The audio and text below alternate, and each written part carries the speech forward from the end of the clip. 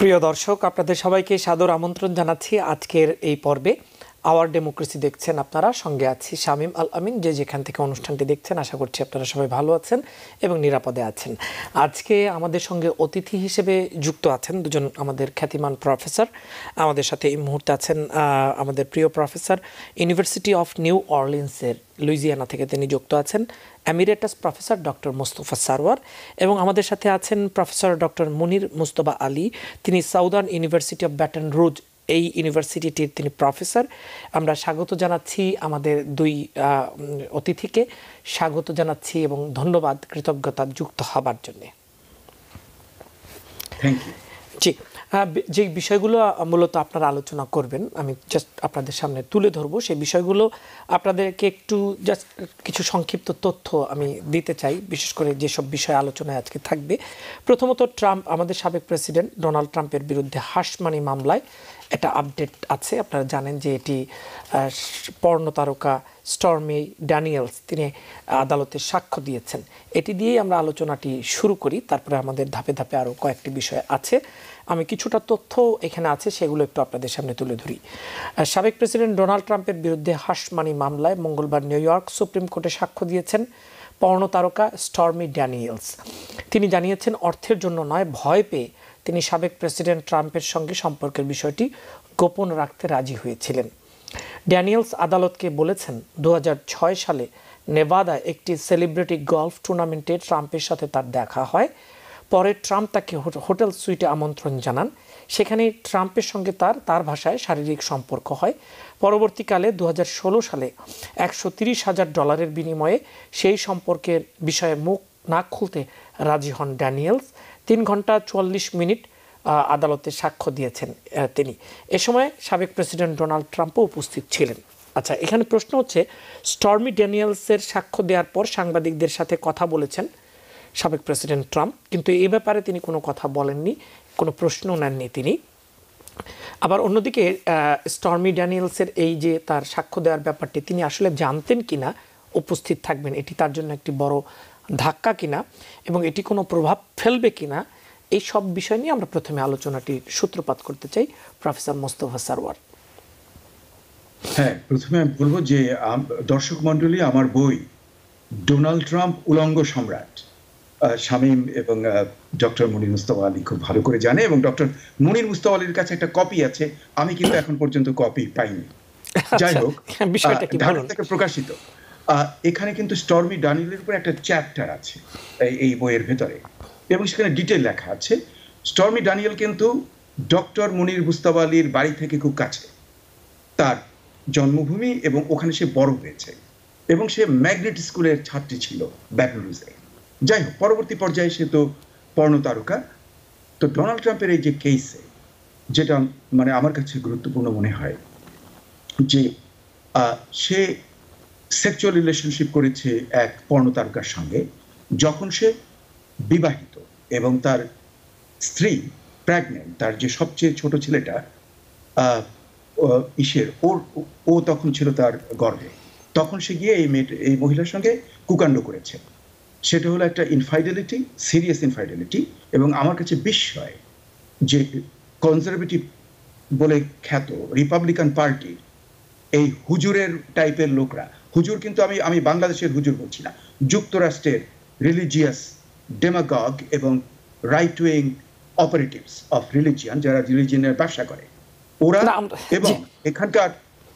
এবং এখানে মরালিটির বিরাট মানে আর কি, যারা মরালিটি নিয়ে সারাদিন যারা বক্তৃতা দিয়ে বেড়ায়, তাদের কাছে কিন্তু এই অপরাধকে কোনো একটা অপরাধী মনে হচ্ছে না। কিন্তু হি ডিড ইট, এবং তার অনেক প্রমাণ হয়ে গেছে। এবং এটাকে চাপা দেওয়ার, সে যদি না করতো তাহলে তো সে ওই $130,000 তাকে দিয়ে হাসমানি দিত না, যে hey what are you talking about, I don't know you. কিন্তু সে করেছে বলেই হাসমানি দিয়েছে।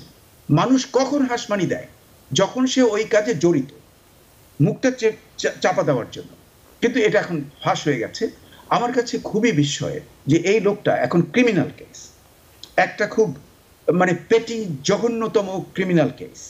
পেটি আমি বলছি যে এটা অনেকেই অহরহ যুক্তরাষ্ট্রে করে, কিন্তু এই লোকটা সেই ক্রাইমে মানে অ্যালেজড ক্রিমিনাল, অ্যালেজড, আমি কিন্তু এখনো বলিনি তার কি বিচার হবে, ভার্ডিক্ট হবে, সেই লোকটার এই মানিটা চাপা দিতে গিয়ে এটা যাতে প্রকাশ না পায়, যে লয়ারটা, যে তার কোহেন, যে তার লয়ার, সে কিন্তু জেল খাটলো। মানে আমার কাছে মানে আমেরিকার judicial system is very strong, very good, কিন্তু মাঝে মাঝে আমার যেন মনে হয় যে এর কিছু কমিক্যাল অ্যাসপেক্ট আছে। মানে আমার কাছে হাসি পায় যে যে লোকটা অপরাধ করেছে, যে লোকটার টাকা মানে টাকা দিয়ে মানে স্টর্মি ড্যানিয়েলের মুখ বন্ধ করার জন্য যে উকিলটা এর বিহাফে, এর কিন্তু সই করা চেক যেটা সে দিয়েছে এবং পাবলিশারদের সঙ্গে এবং অন্যান্য লোকদের সঙ্গে সে চুক্তি করেছে তারা যাতে এটা প্রকাশ না করে, সেই লোকটা জেল খাটলো। কিন্তু ডোনাল্ড ট্রাম্প দিব্যি, মানে সে হলো মানে অনেক ধর্মভীরু খ্রিস্টানদের কাছে, আমার কাছে বিস্ময়, আমি অবাক হয়ে যাই যে এরকম একজন লম্পট লোক যে প্রকাশ্যে হলিউড টাইপে বলেছে মেয়েদের কোথায় কিভাবে জোর করে হাত দিতে হয়, এটাও সে মানে মানে সবক দিয়েছে। সেই লোকটা নাকি যীশু খ্রিস্টের সেকেন্ড কামিং। আমি মানে এরা বিশ্বাস করে, মানে গভীরভাবে বিশ্বাস করে এই ধর্মভীরু সাধারণ। আমার মনে হয় প্রফেসর মোস্তফা স্যার ওই ধর্মের দিকটাতে একটু আমরা না যাই, কারণ এটা অন্য অনেকের তো ধর্মের দিকটাতে না গিয়ে আমরা একটা মানুষের আলোচনাটা আমরা যদি করি। আমি কারেক্ট করছি যে খ্রিস্টান ধর্মকে আমি শ্রদ্ধা করি, না সে এই আলোচনা অবশ্যই সকল ধর্মই সুন্দর না, কিন্তু একে যে বলে সেকেন্ড কামিং অফ জেসাস, সেটা তো ধর্মের জন্য একটা বিরাট মারাত্মক অবস্থা। এটা তো কেউ কেউ বলে এটা যারা মানে তার একটু মানে সাবেক প্রেসিডেন্টের বেশি ভক্ত, তারা হয়তো বা অনেক মানে অদ্ভুত কথা বলে বা অন্যরকম কথা বলে হয়তো, কিন্তু সেই জায়গাতে জি আলোচনাটা যদি আমরা ব্যক্তির সাবেক প্রেসিডেন্টকে নিয়ে রাখি সেটাই মনে হয় বেটার হবে আর কি, সেটা বলছি আমি। হ্যাঁ, তাহলে তো এই লোকটা যে কাণ্ড করেছে, আমি আশা করি যে এটা একটা ন্যায্য বিচার হবে, কারণ ইট ইজ মানে সাবজুডিস, আমি কোনো কমেন্ট করব না। জি, এটাও একটা বিষয়, যেটা এটা বিচারাধীন বিষয়, তো আমার এটাও একটা বিষয়। আমরা আসলে ওই ধরনটি নিয়ে কিছু বিশ্লেষণ এবং যে প্রক্রিয়ায় জিনিসটি আগাচ্ছে সেটি নিয়ে আমরা একটু কমেন্ট করি, প্লাস আমরা একটু এই পর্যায়ে প্রফেসর মুনির মুজতবা আলী আপনার কাছে একটু যাচ্ছি আমরা। আপনাকে ধন্যবাদ। আসলে স্টর্মি ড্যানিয়েলস তো এখন হাউস হোল্ড নেম, তাকে সবাই চেনে, তার সাথে ট্রাম্পের কি হয়েছে সেগুলো সবাই জানে, এবং আমার যেটা মনে হয় যে তার কিছু সমর্থক ছাড়া হয়তো 70-80% লোক তাকে বিশ্বাস করে। তবে আজকে যেটা হয়েছে সেটা নিয়ে আমি একটু কথা বলি। সেটা হলো তার যে উইটনেস আজকে নেওয়া হলো, সেখানে আমি মনে করি যে একটু এক্সেস হয়ে গেছে। যেমন তার সাথে যে সেক্সুয়াল যে ঘটনাগুলো, সেগুলো একবারে বিস্তারিত বলার কোনো প্রয়োজন ছিল না। আমি জানি না প্রসিকিউটার্স কেন এটা করতে গেল। এখানে আমি বলবো যে ডিফেন্স একটা সুযোগ পেয়েছে, তারা কিন্তু কোনো অবজেকশন দেয়নি। সে তাকে প্রশ্ন করা হচ্ছে প্রসিকিউটরদের থেকে, সে বলে যাচ্ছে। আমি আমি আমি মনে করি যে এটা একটু ভুল হয়েছে। আর একটা জিনিস হয়েছে যে স্টর্মি ড্যানিয়েলের উইটনেস আজকে কিছু কিছু কিছু ঘটনা ঘটেছে। যেমন একটা ঘটনা, সেটা আমি বলি, যে তাকে বলা হয়েছে যে সে ট্রাম্পকে হেড করে কিনা, তার উত্তর সে বলেছে ইয়েস। তো দেখুন, তার তো উইটনেসটা প্রেজুডিসড হয়ে গেল। সে তাকে হেড করে এইটা বলাটা ঠিক হয়নি। কাজে এই যে বেশি বলাতে গিয়ে এই যে কি ঘটনাগুলো ঘটেছে সেগুলো আবার পুনরাবৃত্তি করার যে সিদ্ধান্ত নিয়েছে, সেটা করতে গিয়ে আমার মনে হয় কিছুটা ভুল হয়েছে। এখন সে আবার, কালকে তো কোনো নেই, কোর্ট নেই, আবার পরশুদিন কোর্ট আছে, পরশুদিন তাকে আবার করবে, অপোজিশন জেরা করবে, এবং ফাইনালি হয়তো প্রসিকিউশনও তাকে কিছু কিছু প্রশ্ন রিডাইরেক্ট করে যে ভুলগুলো হয়েছে আজকে, সেই ভুলগুলো হয়তো শুধরাতে পারে। এতদিন যাবৎ ট্রাম্পের মামলাটা, এই যে হাসমানি মামলাটা, এটা খুব স্মুথলি চলছিল, এবং যেভাবে চলছিল তাতে মনে হয়েছে যে, যদিও আমরা অনেকেই বলেছি আগে যে এই কেসটা কিছুটা দুর্বল, কিন্তু গত 2 সপ্তাহ বা 3 সপ্তাহ প্রায় হয়ে গেল, তাই না? এই সময়ে যতগুলো উইটনেস ইতিপূর্বে যারা সাক্ষ্য দিয়েছে, তাদের সাক্ষ্য থেকে মনে হয়েছে যে না, কেসটা অতটা দুর্বল না, এবং এখানে হয়তো অন্য অন্য কেসগুলো যতই শক্ত হোক না কেন সেগুলো তো ট্রাইডই হচ্ছে না। হ্যাঁ, তো এই কেসটা একটু আশা বয়ে এনেছিল যে হ্যাঁ এখানে হয়তো Trump will be held responsible, কিন্তু এই আজকে একটু হয়ে গেছে আর কি। বাট আমি আশা করব যে এর পরবর্তীতে হয়তো এটা একটা কোর্স কারেকশন হবে। কাছে আমার আরেকটি প্রশ্ন সেটি হচ্ছে দেখা যাক কি হয়। Because people sneeze. Because not everyone washes their hands. Because kids touch a lot of things. Set a date to get your COVID shot and RSV if eligible. Because if you're wondering, should I get my COVID shot? Think about other people. Learn more at nj.gov/health/vaccines. Professor Munir Mujtaba Ali, এই জায়গাটিতে আপনার কাছে আরেকটি প্রশ্ন, সেটা হচ্ছে যে সাংবাদিকদের সাথে কোনো কথা বলেননি এই বিষয়টি নিয়ে। তিনি নিজে এসেছেন এবং নিজের মতো একটা স্টেটমেন্ট দিয়েছেন সাবেক প্রেসিডেন্ট, কিন্তু এ নিয়ে তিনি মানে বিস্তারিত বলতে চাননি।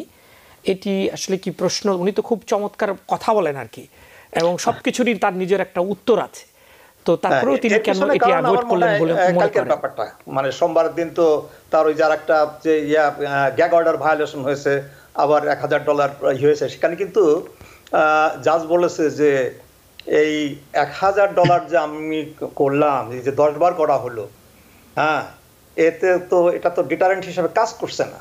হ্যাঁ, তো এটা যদি ভবিষ্যতে ডিটার না করতে পারে, আমি যদি সেই ইসে যাই, তাহলে তো আমি I have to consider jail time.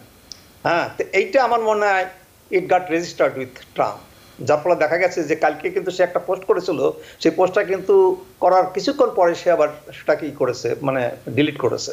হ্যাঁ, আমার মনে হয় এই কারণে হয়তো সে আর ওইভাবে কথাবার্তা বলছে না। প্রফেসর মুস্তফা সারওয়ার, আমরা দেখছি যে অনেকটা মনে হয়েছে যে সাবেক প্রেসিডেন্ট কি জানতেন না যে আজকে স্টর্মি ড্যানিয়েলস এখানে আসবেন?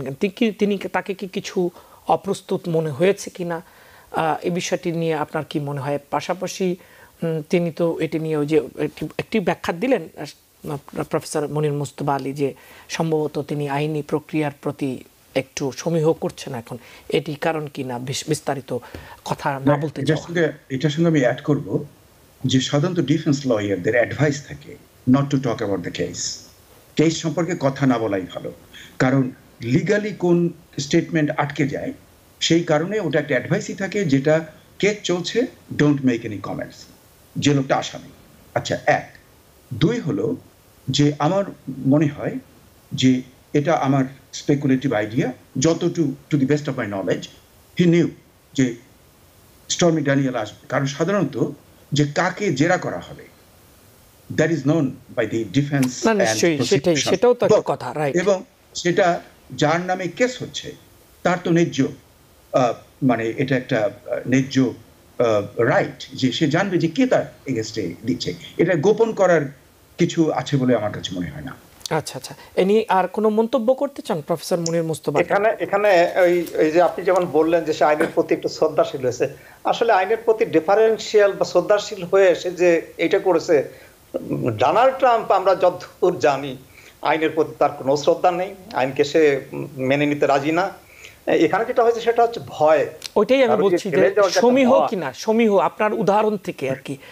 হ্যাঁ, তো সমীহ এটা হচ্ছে ভয়, সে এটা করেনি, সে করেছিল মানে করে আবার কিন্তু ডিলিট করেছে, সে কিন্তু আর একটা ভায়োলেশন করেছিল, সে ওটা ডিলিট করেছে।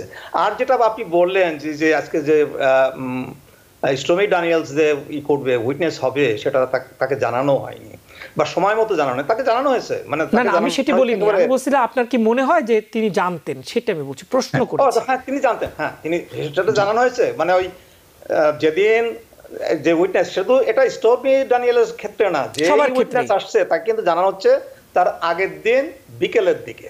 আচ্ছা, হ্যাঁ, যাতে করে উইটনেস ট্যাম্পারিং বা উইটনেস থ্রেট এগুলো যাতে না করতে পারে। হ্যাঁ, সেই কারণেই তাকে, এটা তো জাজ এক্সপ্লেন করেছে যে কেন তারা আগে ভাগে বলবে না। না নিশ্চয়ই, এটা তো একটা প্রসেস, একটা প্রসেস, নিশ্চয়ই বিচারিক প্রক্রিয়া তো অবশ্যই, এই জন্যই আমরা সেভাবেই কথা বলার চেষ্টা করি, যেহেতু বিচারিক প্রক্রিয়াটির ব্যাপারেও আমাদের যথেষ্ট মানে সুন্দরভাবে আমরা এটি নিয়ে কথা বলতে চাই, যতটুকু বলা যায় আসলে। ধন্যবাদ আপনাদেরকে। আমরা আরেকটি বিষয় নিয়ে একটু কথা বলতে চাই, এবার আমাদের অভ্যন্তরীণ রাজনীতির ব্যাপার, সেটি হচ্ছে mic Johnson, speaker mic Johnson তাকে স্পিকারের পদ থেকে সরানোর জন্য এক ধরনের হুমকি দিয়ে আসছেন রিপাবলিকান তারই সহকর্মী কংগ্রেসম্যান ওমেন মার্জরি টেইলর গ্রিন। তিনি জনসনের কাছে 4টি দাবির কথা বলছেন। প্রথমত, হাউসে সংখ্যাগরিষ্ঠ দলের বেশিরভাগ সদস্যের সমর্থন ছাড়া কোনো বিল ভোটের জন্য তুলবেন না স্পিকার, এটি তার শর্ত। মূলত হেইস্টার্ট রুল যেটি ফেরত আনার দাবি করেছেন গ্রিন। দ্বিতীয়ত, ইউক্রেনের জন্য আর কোনো অর্থ বরাদ্দ না দেওয়ার একটা দাবি তার আছে। তৃতীয়ত, সাবেক প্রেসিডেন্ট ডোনাল্ড ট্রাম্পের বিরুদ্ধে স্পেশাল কাউন্সিলের তদন্তের অর্থ বন্ধ করতে হবে, তার এটি দাবি। আরেকটি হচ্ছে স্বয়ংক্রিয়ভাবে 1% ব্যয় কমানোর জন্য একটি প্রস্তাব পাশ করে নির্বাচনের আগে সরকারি কার্যক্রমে একটা অচল অবস্থা এড়ানো, এরকম কথা বলেছেন। প্রথমত, স্পিকার জনসনের এসব দাবি মেনে নেওয়ার আদৌ কোনো সুযোগ আছে কি না, কারণ তাহলে তো উনি আরও অনেক দাবি দেবেন। যদি যৌক্তিক হয় অবশ্যই মেনে নেওয়া উচিত, আর দেশের স্বার্থে যে কোনো কিছু হলে অবশ্যই মেনে নেওয়া উচিত। আর যদি বিষয়গুলো ভোটের জন্য তোলেনও স্পিকার, হেইস্টার্ট রুল যেটি সেটি ফেরত আনা, ট্রাম্পের বিরুদ্ধে স্পেশাল কাউন্সিলের তদন্তের অর্থ বন্ধ করা, ইউক্রেনের অর্থ বন্ধ করা, এতে ডেমোক্র্যাটরা আপনাদের মনে কী প্রতিক্রিয়া দেখাবেন?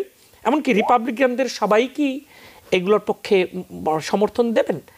প্রফেসর মুনির মুস্তফা আলী কি মনে করেন? হ্যাস্টার্ট রুল, হ্যাঁ, যখন দেখলাম যে হ্যাস্টার্ট রুল, তখন ডেনিস হ্যাস্টার্টের কথা মনে পড়ে গেল, Republican long term speaker, former speaker, যিনি আমি জানি না উনি এখনো কি জেলে আছেন কিনা, নাকি জেল থেকে মুক্তি পেয়েছেন। তিনি ওই সমকামিতার একটা অ্যাকুজেশনে তার ট্রায়াল হয় এবং তাতে তিনি জেলে যান এবং অনেকদিন জেল খাটেন। আমি জানি না তিনি বের হয়েছেন কিনা। তো এটা না, আমার মনে হয় না। যেমন ধরেন এই যে দ্বিতীয় শর্তটা তার, সেই ইউক্রেনকে আর ভবিষ্যতে আরো কোনো অর্থ বরাদ্দ করা হবে না। তো এটা কি করে সেই জনসন, যেটা সে তো ইউক্রেনের পক্ষে এবং ইউক্রেন ফান্ডিং এর পক্ষে, এটা এটা এটা তো কোনো রকম ভবিষ্যতে এগুলো আবার যদি আসে, ধরেন ইউক্রেনের আবার টাকার প্রয়োজন হয় ভবিষ্যতে, তো এটা আসবে, সেটা কি করে এটা এই দাবিটা মেনে নেবে? আর ওই যে মেজরিটির কথা যেটা বললেন, হ্যাঁ সেটা হয়তো করতে পারে, হ্যাঁ সেটা সেটা সেই শর্তটা হয়তো মেনে নিতে পারে কোনো কোনো ক্ষেত্রে, হয়তো সব ক্ষেত্রে না। এটা মানে ইউনিভার্সাল রুল কখনো হতে পারে না, কোনো কোনো ক্ষেত্রে হয়তো মেনে নিতে পারে। আসলে ব্যাপারটা হলো কি, এই যে কালকে তার সাথে মিটিং হয়েছে, দুজনের মিটিং হয়েছে, এবং এই মিটিংটা হচ্ছে ফেস সেভিং। হ্যাঁ, কাজেই ওই আপনার মার্জরি টেইলর গ্রিন আলটিমেটলি বুঝতে পেরেছে যে সে ওই রেজলিউশন টানলেও ওই স্পিকারে কিছু হবে না, ডেমোক্রেটরা সাপোর্ট দেবে, তার স্পিকারশিপ যাবে না, তারই বরং ইজ্জতটা যাবে। সেই ফেস সেভিং এর জন্য এই মিটিংটা করা হয়েছে এবং এখানে দাবি সে পেশ করেছে। হ্যাঁ, আসলে জনসন তো বলেনি যে সেই দাবিগুলো সে মেনে নিল। হ্যাঁ, কাজেই এটা আমার মনে হয় না কিছু একটা হবে। আচ্ছা, আমার মনে হয় প্রফেসর মোস্তফা সারোয়ার আপনার কাছে যাই, যে আসলে এটার প্রতিক্রিয়াই বাকি এইসবের, এবং পাশাপাশি মাইক জনসন আপনাদের স্টেট থেকে নির্বাচিত কংগ্রেসম্যান এবং আপনি স্পিকার হিসেবে এখন দায়িত্ব পালন করছেন, তো পরিস্থিতি আপনার কাছে কতখানি জরুরি মনে হচ্ছে, নাকি সব কিছু ঠিকঠাকই চলছে? না, আমার যেন মনে হয় যে এই কিছুদিন আগে যে এটা করলো, এই যে ফরেন এইডের যে আইনগুলো পাশ হলো, মাইক জনসন করলেন ডেমোক্র্যাটদের সঙ্গে কোয়ালিশন করে, সেটা হলো সবচেয়ে বড়, এবং তারই ফলশ্রুতিতে কিন্তু এই মার্জারি গ্রিন তাকে অনাস্থা দিয়ে হটিয়ে দেওয়ার একটা প্ল্যান করেছিল। ওইটার ছিল কনটেক্সট। তাহলে ওই কনটেক্সটার মিনিংটা, ওটার মিনিং হলো যে Mike Johnson he wants to do his job. ওই রেজলিউশনটা পাস হওয়ার পর উনি যে কথাটা বলেছিলেন যে I am doing my job, তার জব হলো আইন করা, আইন পাস করা, তারপরে অর্থ বরাদ্দ করা ইত্যাদি। He is doing that. কাজে এটা সে করেছে একটা বাইপার্টিজান ওয়েতে।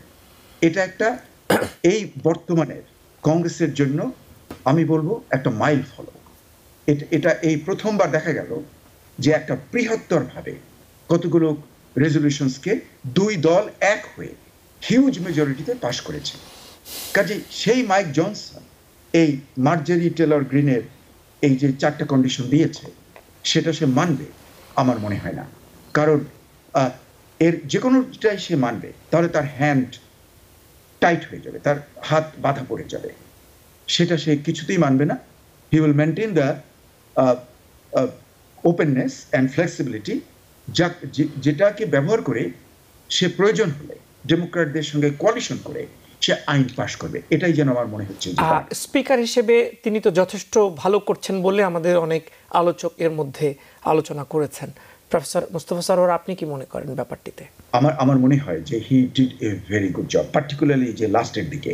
আরও একটা আমরা দেখব যে এই ভদ্রলোক কিন্তু স্পিকার হওয়ার আগে উনি কিন্তু ছিলেন ভীষণ কনজারভেটিভ, আলট্রা কনজারভেটিভ, এবং তার কিন্তু বেশ কিছু বক্তৃতা এবং সেমিনার এবং আগের যে সমস্ত আইন প্রণয়নের জন্য তার প্রপোজাল সেগুলো কিন্তু ভীষণ কনজারভেটিভ। কিন্তু দেখুন যেই সে স্পিকার হলো সে কিন্তু মধ্যের কাছাকাছি চলে আসছে, not completely at the middle, এখনো সে কনজারভেটিভ কিন্তু মডারেট কনজারভেটিভ হয়ে যাচ্ছে। লক্ষ্য করে দেখুন একটা খুব ইন্টারেস্টিং, মার্জারি টেলর গ্রিন তার ওই 4টা ধারার ভেতরে আলোচনা করার সময় সে বলছে Republican speaker, that what she mention, যে মাইক জনসন হলো Republican speaker. No, he is the speaker of the United States of America. সে তো সব দল মত সমস্ত জনগণকে সে রিপ্রেজেন্ট করে।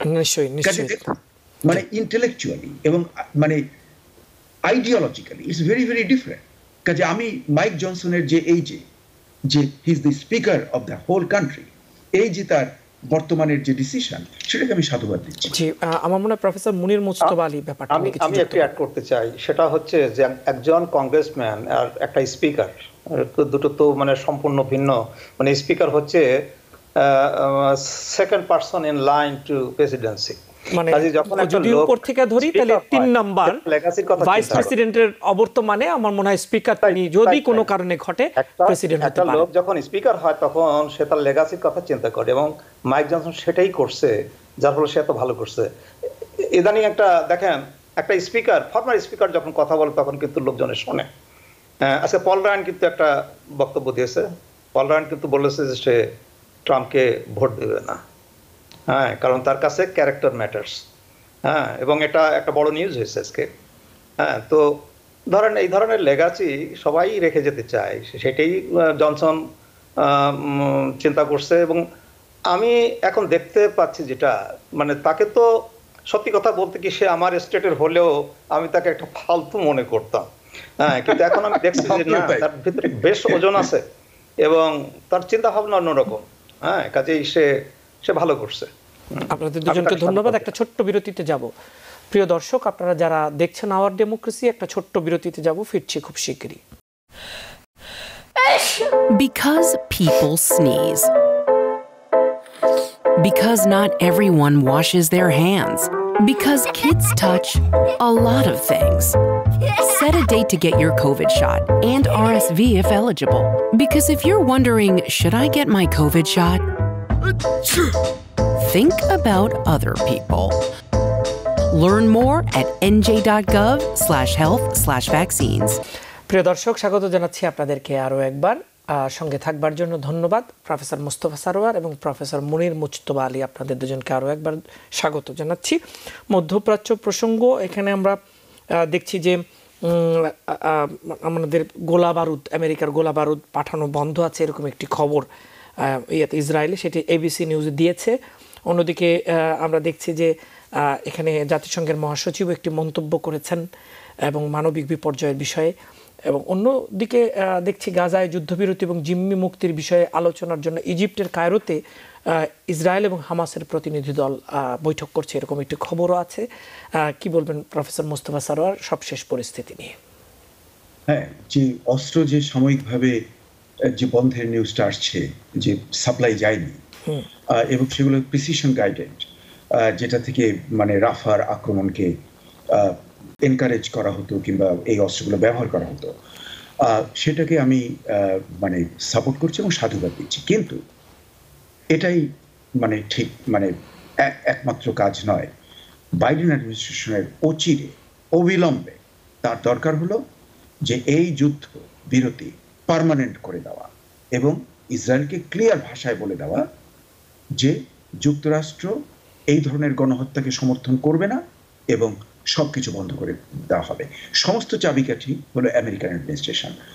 এই যে একটা কাজটা করেছে, সে কাজটা একটা একটা অংশ, কিন্তু আই ওয়ান্ট এ টোটাল, মানে সব জিনিসটার একটা সব মিলিয়ে এই যুদ্ধ বন্ধ করা এবং অবিলম্বে 2 স্টেট সলিউশনকে ইমপ্লিমেন্ট করা, যাতে প্যালেস্টাইনের জনসাধারণ 75 বছর ধরে যাদেরকে অত্যাচার করা হয়েছে, গণহত্যা চালানো হচ্ছে তাদের নিজের দেশে, সেখানে যেন তাদের নিজস্ব দেশ একটা হয়।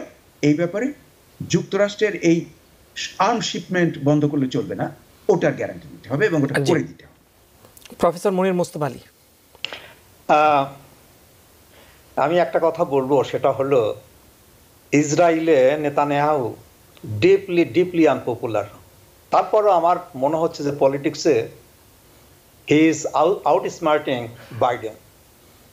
এখানে দেখেন, এই যে আপনি কায়রোতে যে কনফারেন্সের কথা বললেন, যুদ্ধবিরতির ব্যাপারে যে কনফারেন্সটা, এখানে নেতানিয়াহুর যে ডেলিগেটটা, সে ডেলিগেটটা হচ্ছে মিড লেভেলের, খুব হাই লেভেলের না, মিড লেভেলের। কারণ সে এই সমস্ত আপনার নেগোসিয়েশন সে পার্টিসিপেটই করতে চায় না, তো আপনার না করলে তো হয় না, সেই জন্যই করছে আর কি। সে কিন্তু যুদ্ধ চালিয়ে যেতে চায় এবং বাইডেন যদি এখনো হুঁশিয়ার না হয়, সে হয়তো যুদ্ধ চালিয়ে যাবে এবং এই যুদ্ধটা যদি আপনার সামার পর্যন্ত নিয়ে যেতে পারে নেতানিয়াহু টিকে গেল প্রাইম মিনিস্টার হিসেবে, কিন্তু বাইডেন টিকবে না।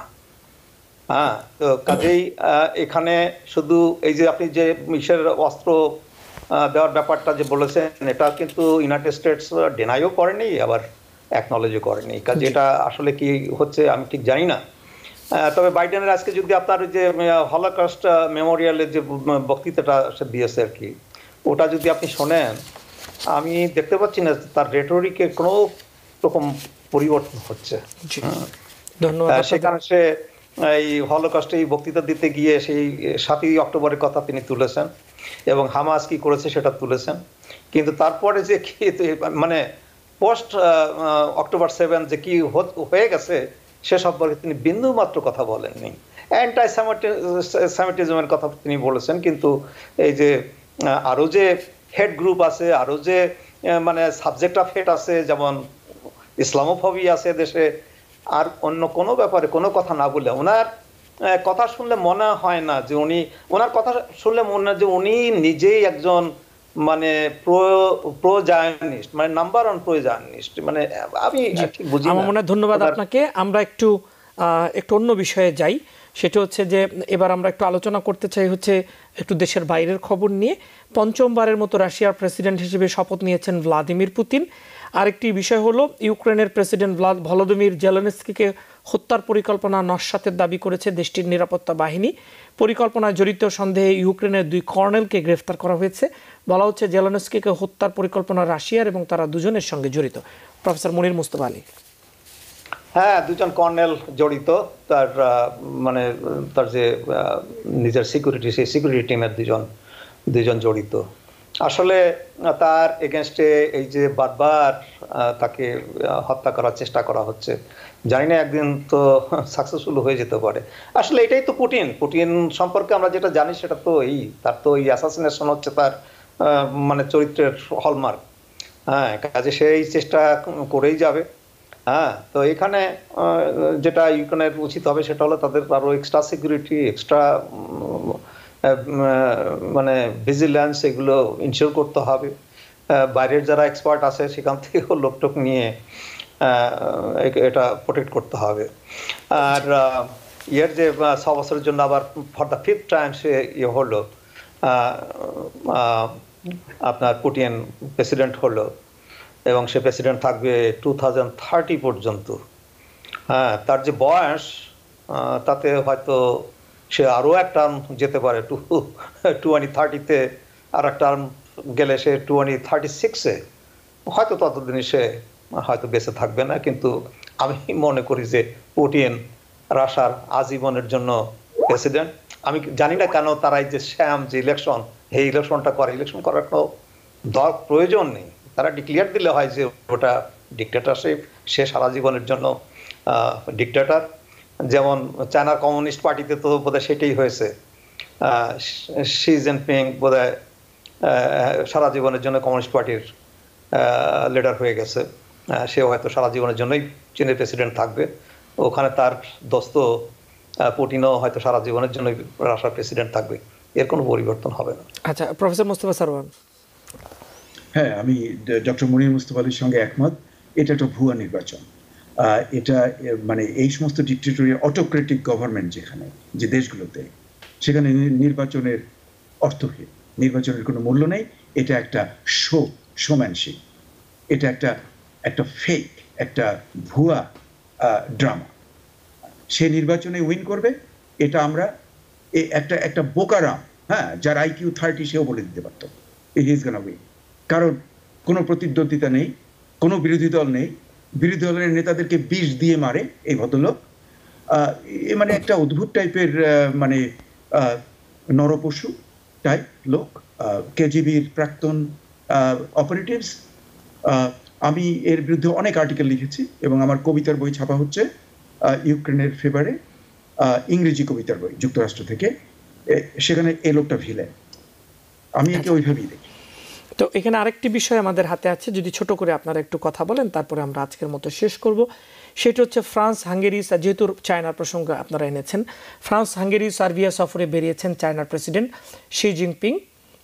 হাঙ্গেরি এবং সার্বিয়ার নেতা দুজন অটোক্রেট এবং তাদের চায়না ও রাশিয়ার সাথে খুব ভালো সম্পর্ক বলে একটা ধারণা আছে। এই বিষয়ে কি বলবেন প্রফেসর মোস্তফা সারওয়ার? হ্যাঁ, এখানে তো ওটা মানে এটা একদম প্রিডিক্টেবল, এটা আমরা আগেই বুঝতে পারতাম, চক্ষু বন্ধ করে বলা যেত।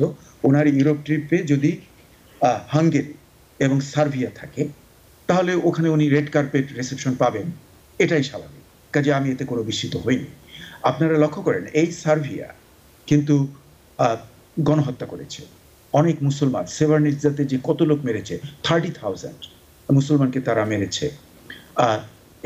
এই সার্বিয়ান এই যে বর্তমানের যে গভর্নমেন্ট, সে এদের সঙ্গে ইনডাইরেক্টলি রিলেটেড।